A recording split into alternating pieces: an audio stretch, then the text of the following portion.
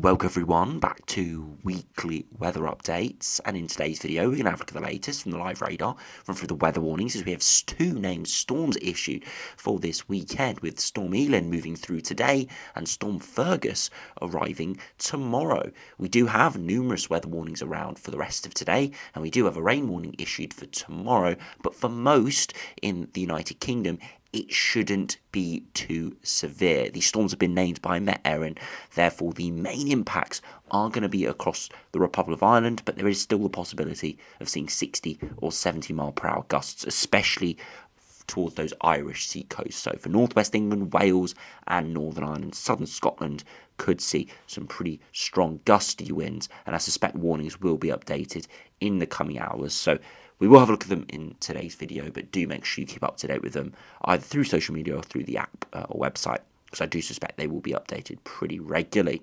We'll then have a look at the latest from the UKV, and again that will show the precipitation and the temperature over the next 5 days, as it is going to be very stormy this weekend with these two named storms, but it is going to be settling down into next week with high pressure building in from around the middle of the week. Temperatures are initially pretty mild, but as that high pressure builds in, we could start to see inversion take place, which is where the upper air temperatures are fairly warm, but the surface temperatures are not reflective of that and actually turn a lot colder. So there's the possibility that as we head towards next working week, things could actually progressively turn colder but drier. And then we'll have a look at the longer range, which now does start to just edge on that Christmas period, as there is a lot of interest of what could be happening then, as certain runs, especially the GFS and some of the ensembles, have continued to show the possibility of colder, maybe even wintry weather re-emerging as we head towards the Christmas period. In a lot of the longer term signals, that is definitely favoured, so it's going to be very interesting to keep up to date with that longer term over the next week or so, and of course I'll keep you up to date with what it is showing through today. So do remember, if you enjoy my videos, make sure you like and subscribe, and remember to follow me on Twitter as well, the link's in the description. Now, if you start on the live radar, you can see Storm Elin moving through at the moment. The main weather front has actually already cleared much of the British Isles, and now out into the North Sea and into parts of Central Europe. The storm was actually only named earlier today, so pretty much as it was arriving, it was named. Again, looking at the impacts for Republic of Ireland, it probably is fairly warranted, but it's one of those where it probably should have been named at least 24 hours in advance to really have any impact on the reaction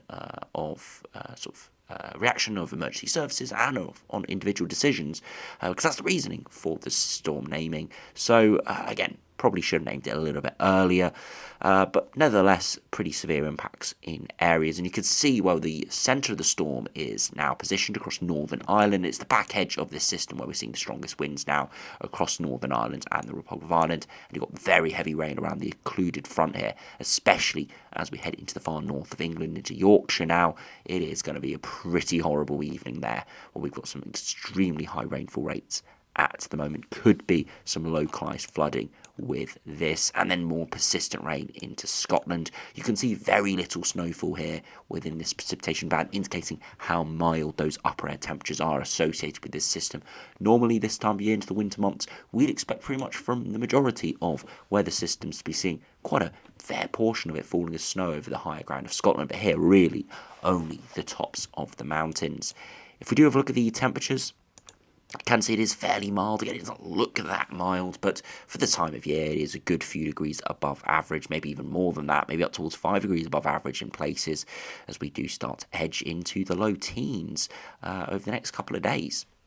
Now, if you do have a look at the weather warnings, you can see we've got numerous weather warnings issued for the rest of today. We've got this wind warning issued for Northern Ireland and across much of Wales, Northern England and East Anglia and South West England. Expires later tonight in about 6 hours time. Again, 60 to 70 miles per hour locally, especially for those Irish sea coasts, as I pointed out at the start of the video, maybe 45 to 55 miles per hour quite widely. Got this rain warning issued that does expire at 3 a.m. tomorrow, and again that's going to have that very heavy band of rain at the moment.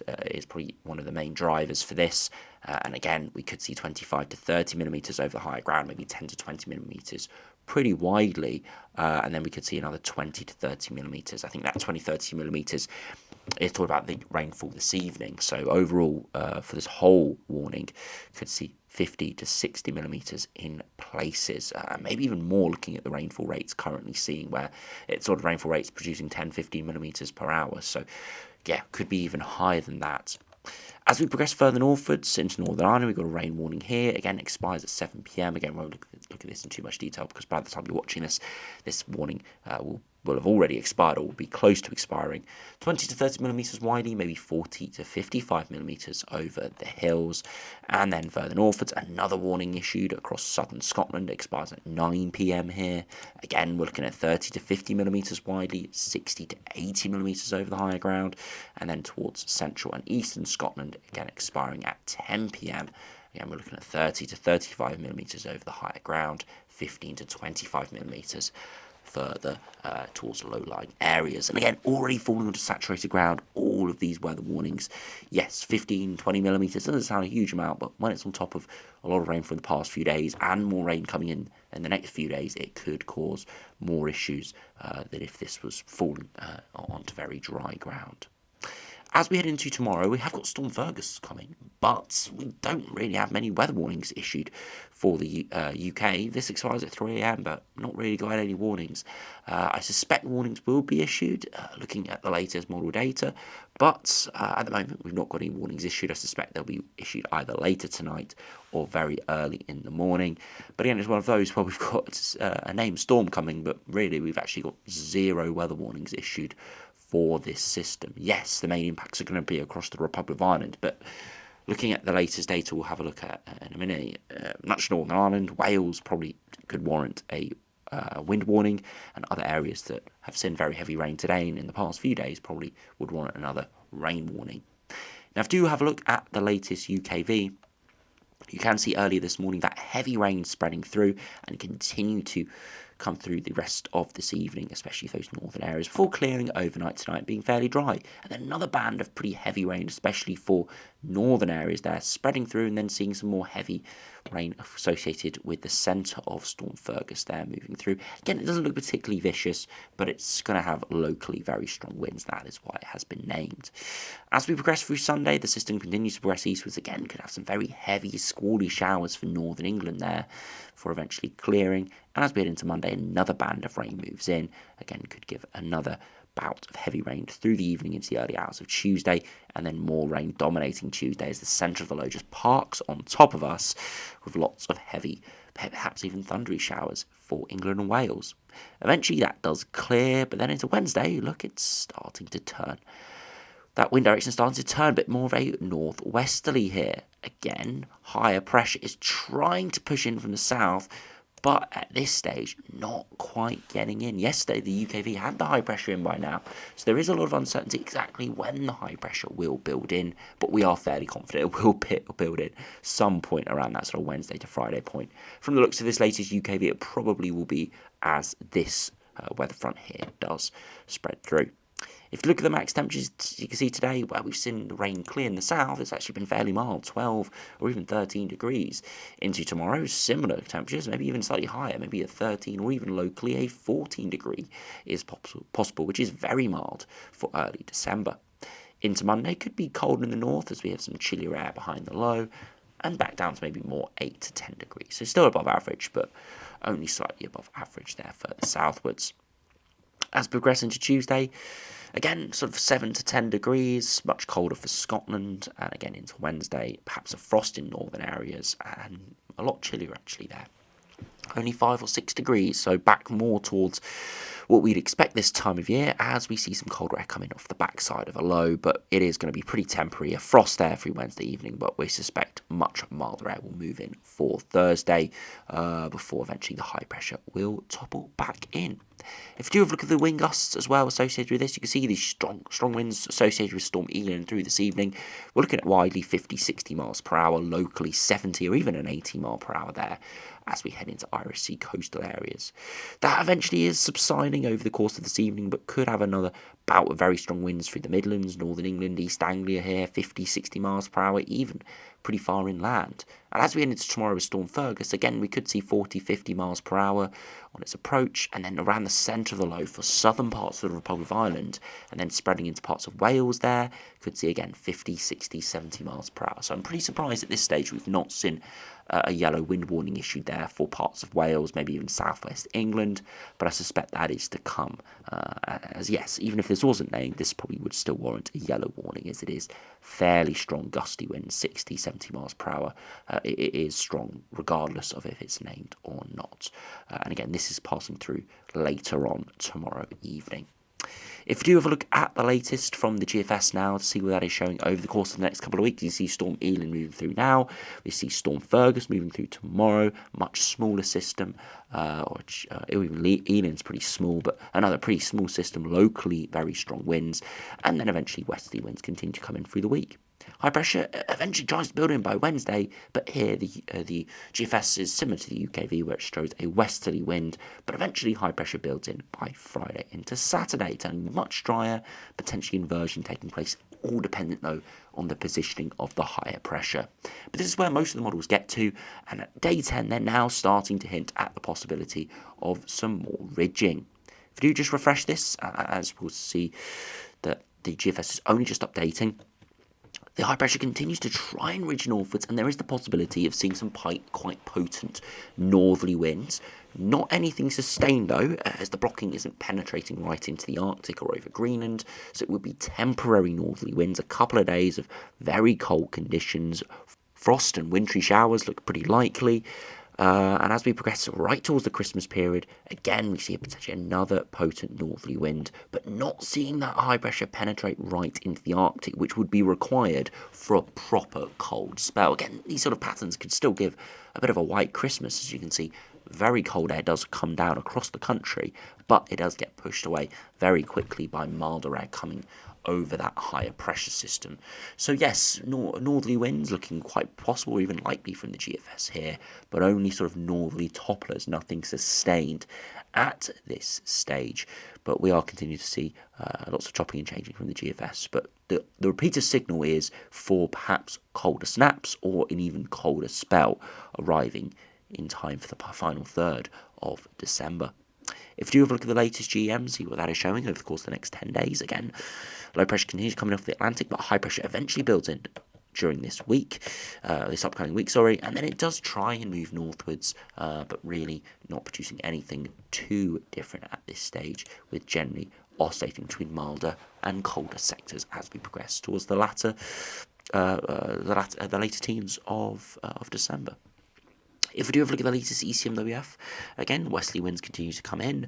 High pressure builds in during the middle of this week.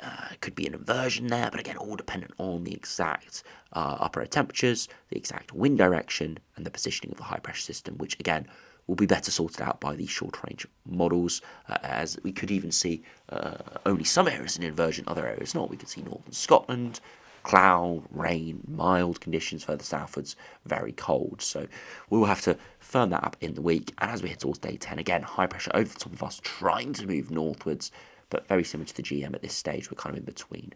No major high pressure dominating, but it's not ridging massively northwards as of yet. If you do finish the video by looking at the latest ensembles, the latest GFS ensembles are only just updating, and you can see out towards sort of 15th to the 17th of December, the upper air temperatures rising, but zero precipitation. That is the high pressure building in with warm upper air temperatures, but with minimal rainfall. You can see the 2 meter temperatures associated with this actually are dipping. They're not rising all too much, around the 5 or 6 degree mark, as we'll see an inversion take place. The dew point associated with this is quite cold as well, only 1 or 2 degrees for a dew point, so there's a possibility of frosts there, depending exactly what that dew point is, and on other factors as well. But it's not anywhere near as mild as those initial upper air temperatures would make it out to be. Again, if we do want to just peer into the longer range, we'll go back to the 6 o'clock run, and you can definitely see there is a cooling trend from around the 20th of December onwards, but there's still a lot of variation. Some going very cold, sustained cold spell, others like the GFS here going for colder snaps, and then other runs keeping it more around average. But there definitely is a cooling trend in that longer term, and again, we'll just have to keep an eye on it. Again, we're not expecting any definitive answer on that, at least for another week or so. If we do finish by looking at the latest ECMWF, again, we'll have to look at the midnight run, again up and down over the next week, and then we see a massive rise in upper air temperatures, but again, likely associated with an inversion, and you can see it is very dry for a good 3 to 5 days there during, from around the 14th to around the 19th of December. Then we do see a cooling trend, nowhere near as distinct from as the GFS, but definitely around that 21st to 23rd of December point, we are looking below average, and actually looking fairly cold indeed, or at least a lot more of the runs are looking cold. So again, it's going to be one of those we're going to have to keep a close eye on it. I don't think we're going to have a definitive signal until that the high pressure is building in, or is actually built in. So probably towards the middle to latter part of next working week is when we'll have a proper idea on exactly what will happening. Until then, I think it is going to be fairly speculative and just watching the trends, which is what we are doing at the moment. So as I said, thanks for watching. Hope you have enjoyed. Make sure you stay safe out there in the next couple of days, especially if you are further westwards and in the Republic of Ireland, Northern Ireland and Wales, as you are going to be fairly significantly impacted by both Storm Ciaran through the rest of today and Storm Fergus, which are going to bring pretty horrible conditions, but by no means is it disruptive as other named storms we've seen this season or across past seasons. So don't be too worried if you are in sort of the areas with the warnings. We're not looking at amber or even red warnings at all, but still could be disruptive in places. So as I said, thanks for watching. Hope you enjoyed. Subscribe if you're new, and I'll see you again for another video soon.